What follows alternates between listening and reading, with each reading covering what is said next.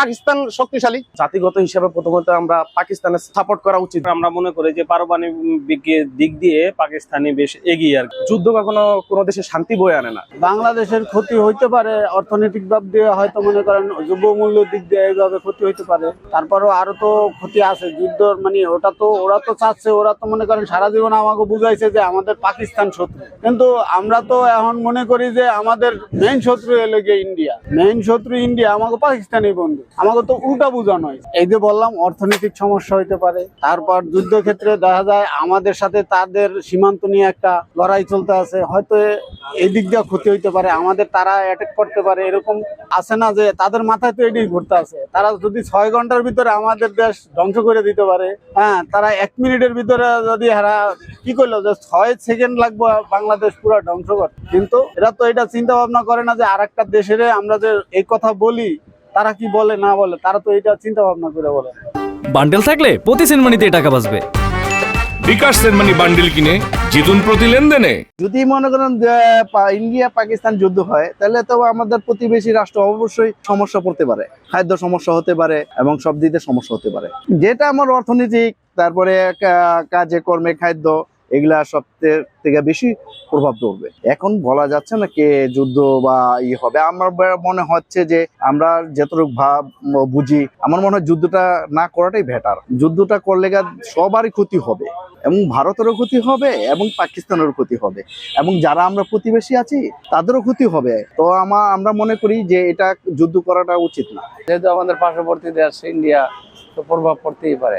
অর্থনৈতিক ক্ষতি তো বড় হইতে পারে, যে অর্থনৈতিক সমস্যাই তো বড় সমস্যা। তারপরে আপনার বিভিন্ন ধরনের যদি আপনার ইটি পরে এই দেশে গুলি টুলি করে, তা তো এই দেশে পড়তেই পারে। অস্ত্রে তো পাকিস্তানি শক্তিশালী বেশি। চাই না যুদ্ধবাজক আমরা চাই না। যুদ্ধ তো আর ভালো না সবার জন্যই, পাকিস্তান আর বাংলাদেশ হোক আর যাও, যুদ্ধ তো কারোর জন্যই কাম্য না। ইন্ডিয়া বাড়াবাড়ি বেশি করে এটা, এই জন্য তো বিভিন্ন দেশ যারা আছে দেরি করা উচিত বৈশা, যে এটা ইন্ডিয়া একটু বাড়াবাড়ি সব দিকেই বেশি করে। এটা নিয়ে প্রথমে তো সবাই এটা আপনার যাকে প্রশ্ন করবেন সেই বলবে প্রথমত এটা বাণিজ্যিক প্রভাব পড়বে। প্রথম দিক দিয়ে অর্থনৈতিক ভাবে বাংলাদেশ এখান থেকে একটু হলেও নিচে নামবে। আর যেহেতু ডক্টর ইউনূস দেশে আছে, তা তিনি কন্ট্রোল করতে পারবে, এটা স্বাভাবিক। কিন্তু তারপরও যুদ্ধ কখনো কোনো দেশে শান্তি বয়ে আনে না। যেই দেশ সেই যুদ্ধ লাগুক না কেন, দেখবেন পুরো বিশ্বে এটার একটা প্রভাব বয়ে আনে।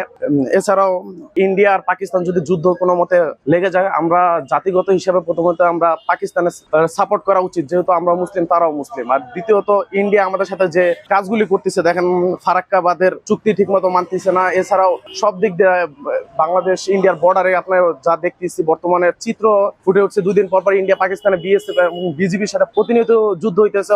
ওরা ওদের আধিপত্য আমাদের সাথে দেখানোর চেষ্টা করতেছে। তা নিয়ে আমি বলতে চাচ্ছি, আমাদের ইন্ডিয়ার সাপোর্ট না করে আমরা পাকিস্তানের সাপোর্ট করে আমাদের কাছে বেশি উচিত মনে হয়। এছাড়াও আমরা যেহেতু ডক্টর ইউনূস পাকিস্তানের সাথে একটা যেহেতু বাণিজ্যিক চুক্তি নিয়ে করতেছে, আর পাকিস্তানের সাপোর্ট করলে আমাদের সামনে আরো বাণিজ্যিক ভাবে আমরা আরো লাভবান হব।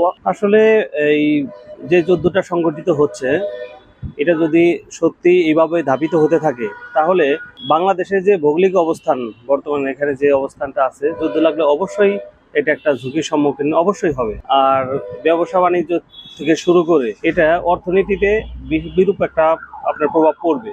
এর কারণ হচ্ছে যে প্রথমে যেটা বললাম যে ভৌগোলিক যে অবস্থানটা, আমাদের এই দেশটার 3 দিকে অবস্থান রয়েছে হলো ভারতে। হ্যাঁ, একদিকে তো আমাদের খোলা সাগর, বাংলাদেশের আয়তন অনুযায়ী আর যুদ্ধের যে পরিধি, তাতে হইতেছে যে এই অনেকটাই বিরূপ একটা রাখবে আর কি, আমি মনে করি। এটা হোক অর্থনীতি মন্দা তো একবারে এটা কমন একটা বিষয় হয়ে পড়বে আর কি, মানুষের জনজীবন। তারপরে হচ্ছে যে আমরা এখন থেকেই মানে সত্যি বিচলিত, সেটা হচ্ছে বাংলাদেশের আয়তনটা খুবই ছোট।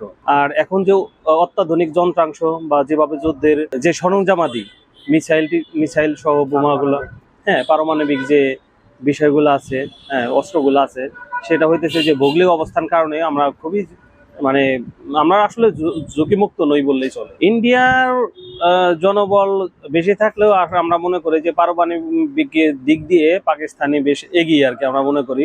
ইতিমধ্যে গতকালকে নিউজ বা আজকে নিউজে যেটা আমরা দেখতে পেলাম যে যুদ্ধ বিমানের পাঁচটি যুদ্ধ বিমান ভূপাতিত হয়েছে, যেটা হইতেছে পাকিস্তান, এটা সফল মিশন বলে আমি মনে করি। এবং পাকিস্তানের সামরিক বাহিনী আসলে অনেকটাই শক্তিশালী এখনকার নিউজের প্রেক্ষাপটে যতটুকু দেখলাম। আবার হইতেছে সদর দপ্তরে, এই আপনার ভারতের সদর দপ্তরে নাকি ওনারা হামলা করে ওটাও সফল হয়েছে আর কি। তবে ক্ষতিবিধির পরিমাণটা এখনো ওইভাবে প্রকাশ করা হয় নাই, আন্তর্জাতিক মিডিয়াগুলোও অত বেশি ফোকাস করতেছে না, যেটা আমরা ইউটিউব আর ফেসবুকের মাধ্যমে যতটুকু জানতে পারলাম আর কি। যুদ্ধক্ষেত্রে এটা তো মানে আর্থিকভাবে লস। যে কোনো রাষ্ট্রের সাথে যুদ্ধ হলে সেখানে পার্শ্ববর্তী যে রাষ্ট্রগুলো আছে সেগুলোর আর্থিক সংকটে পড়ে। আবার এশিয়া মহাদেশের মধ্যে যুদ্ধ হলে পুরা যে এশিয়াটা ওটার ভিতরে সব এলোমেলো হয়ে যায়। আমরা আর একটা মিডিয়াতে যা দেখতে পাচ্ছি যে পাকিস্তানে যেভাবে ইন্ডিয়া হামলা চালাইলো, হামলার পরিপ্রেক্ষিতে তারা আবার যুদ্ধ বিমান ধ্বংস করছে এবং তাদের উপর তার প্রতিক্রিয়া জানাচ্ছে। এবং পাকিস্তান কিন্তু আসলে যুদ্ধ চাচ্ছে না, কিন্তু ইন্ডিয়া তাদের উপর চাপে দেওয়ার কারণে তারাও ছাড় দিতেছে না। আসলে এভাবে যদি চলতে থাকে তাহলে সকল রাষ্ট্রের জন্য ক্ষতি হবে আশা করি, কিন্তু এটা করা যাবে না। আরেকটা জিনিস হলো যে ইন্ডিয়াতে যা চলতেছে আমরা বিভিন্ন মিডিয়াতে দেখতে পাচ্ছি যে তারা আবার বাংলাদেশের উপর হুমকি দিচ্ছে, বাংলাদেশে এটা করবে সেটা করবে, গাজার মতো করবে। আবার আমাদের যে মুসলিম যারা ছিল তাদেরকে যে নিজামি বা অন্যান্য তাদেরকে মারবে, তাদেরকে হত্যা করছে, এরকম পরিণতি হবে সবার। এই ধরনের ভয় আকাঙ্ক্ষা তারা ভারত এভাবে চালিয়ে যাচ্ছে আর কি। তো এটা ভারতের জন্য ভালো নয় যে তারা এভাবে কোনো রাষ্ট্রকে কেউ হুমকি দিলে আরেকটা রাষ্ট্র বসে থাকবে, এরকম কিছু নয়। তাই এগুলো ভারতের বোঝা উচিত, ভারতের যারা মিডিয়া তারা এই অপপ্রচার থেকে তাদের বিরত থাকা উচিত, কারণ এটা তাদের দেশের জন্য ক্ষতি। কারণ আরেকটা রাষ্ট্রকে যদি পাশাপাশি উস্কে দেওয়া হয়, কোনো রাষ্ট্রে কাউকে ছাড় দেওয়া হয় না, আর কেউ ছাড় দিবেও না। কেন দিবে সেটা তো আমরা জনগণ বেশি একটা বলতে পারি না, যে কোন দেশকে এটা প্রশাসন তারা বলতে পারবে বেশি একটা। পাকিস্তানের সাপোর্ট করা ঠিক আছে, আমরা এটা বলতে চাই যে ধর্ম নিরপেক্ষভাবে সবাই শান্তশিষ্টভাবে থাকুক, কোনো ধরনের যে দ্বন্দ্ব না হোক, কারণ এগুলো তো আমাদের দেশের জন্য ক্ষতি হয়। আর দেশে এভাবে আর্থিক সংকটে পড়ে রয়েছে। আপনার অস্বাভাবিকের কিছু না, এটা স্বাভাবিক।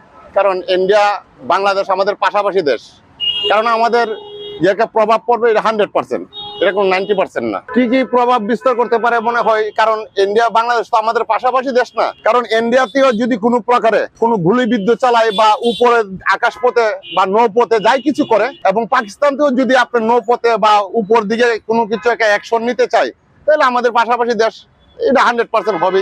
কূটনীতিক এবং বাণিজ্যিক দিক দিয়ে সর্বদিক দিয়ে হবে। পাকিস্তান শক্তিশালী, ইন্ডিয়া ভাড়াবাড়ি করার কারণটা হলো তারা তো এখন থেকে করে না, তারা আরো পূর্বযুক্তি পাইছে এবং তারা করছে এবং করবেই। কারণ এক ধরনের মানুষ আছে আপনার পায়ে পাড়া দেওয়া কাজ লাগে, ঝগড়া করে, সেম ইন্ডিয়ার তার যে কার্যকলাপ সেম এটা পায়ে পাড়া দেয়া তারা এটা করার একটা অভ্যস্ত তাদের। আমাদের পাশাপাশি দেশ পাকিস্তান, আমরা পাকিস্তানের সাপোর্ট নিতে হবে। হ্যাঁ, এটা আমি 100% না। আপনার মেন বিষয় হলো যে পাকিস্তান তো আমাদের মুসলিম দেশ, কারণ আমরা তাদের পাশাপাশি দেশ এবং আমরা তাদের সাথে সাপোর্ট করতে হবে। এটা তো আর কোনো আপনার মেনস্টিকের কিছু নাই। জম্মু কাশ্মীরে সন্ত্রাসী হামলার পরে এখন জিনিসটা অনেক এসকেলেট হয়ে যুদ্ধের পর্যায়ে গিয়েছে। কালকে রাতে আমরা অনেক খবর শুনেছি ক্ষেপণাস্ত্র পাল্টাপাল্টি করার। কতটা ভেরিফাইড কতটা আনভেরিফাইড, যেগুলো সরকারি সোর্স থেকে এসেছে সেগুলো আমরা বিশ্বাস করছি। তবে এটা আমরা যেহেতু এই উপমহাদেশের একটা দেশের নাগরিক, আমাদের জন্য এটা অবশ্যই শঙ্কাপূর্ণ। তবে আমার মনে হয় যে বাংলাদেশের অফিসিয়াল স্ট্যান্স এখন নিউট্রালিটি হওয়া উচিত। এখানে ভারত পন্থা কিংবা পাকিস্তান পন্থার কোনো অবকাশ থাকা উচিত না আমাদের নিজেদের সিকিউরিটি এবং সেফটির জন্য। এবং ভারত পাকিস্তান যদি এই বিষয়টায় কূটনৈতিক সমাধানে আসতে পারে তাহলে তো অবশ্যই আইডিয়াল সলিউশন হবে। তবে যদি এটা এসকেলেট হয় তাহলে বাংলাদেশের নিজের মানুষের এবং নিজের সুরক্ষার স্বার্থটা সামনে রেখে কাজ করা উচিত বলে মনে করি। না, দুই দেশের যুদ্ধ তো কখনো দুইটা মানে পারমাণবিক শক্তির যুদ্ধ কখনো চাওয়া যায় না, দূরে কাছে যেটাই হোক। এবং কাছের দেশ হিসাবে তো অবশ্যই আমরা চাই না, কারণ যদি ওই পর্যন্ত যায় ব্যাপারটা তাহলে অবশ্যই বাংলাদেশ ব্যাপকভাবে ক্ষতিগ্রস্ত হবে। আসলে বাংলাদেশি না, মানুষ হিসেবে এবং আমার কাছে যেটা চাওয়া, পৃথিবীর যে প্রান্তেই হোক, সেটা যে বিষয় নিয়েই হোক, এই পার্থিব বিষয় রেশারেশি এগুলো নিয়ে আসলে যুদ্ধ কোনোভাবেই কাম্য না। মানে আমার কাছে মনে হয় এই যুদ্ধে যতগুলো মানুষের সিভিল মানুষের প্রাণহানি হয় এটা কোনোভাবেই কাম্য না।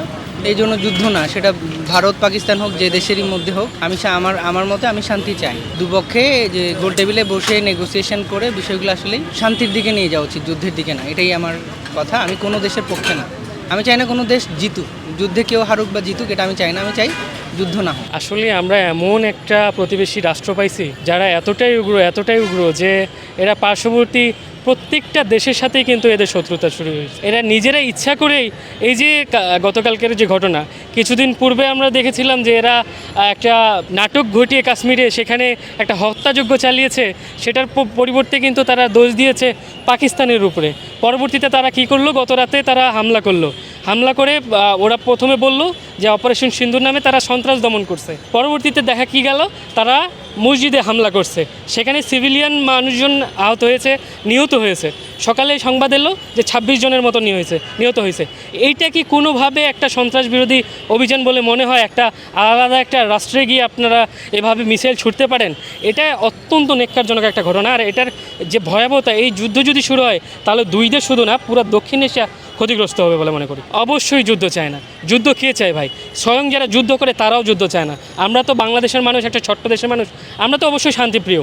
আমরা 5 আগস্টের পরে শান্তি চেয়েছি, তারপরেও বিভিন্নভাবে আমাদেরকে ষড়যন্ত্র করে ফ্যাসিস্ট সরকার যারা ছিলেন, তারা ফ্যাসিস্টের দোষর যারা এখনও রয়েছেন দেশের মধ্যে, তারা কিন্তু বিভিন্ন সময় এই ষড়যন্ত্র করে দেশে অস্থিতিশীল পরিস্থিতি তৈরি করে রাখছে।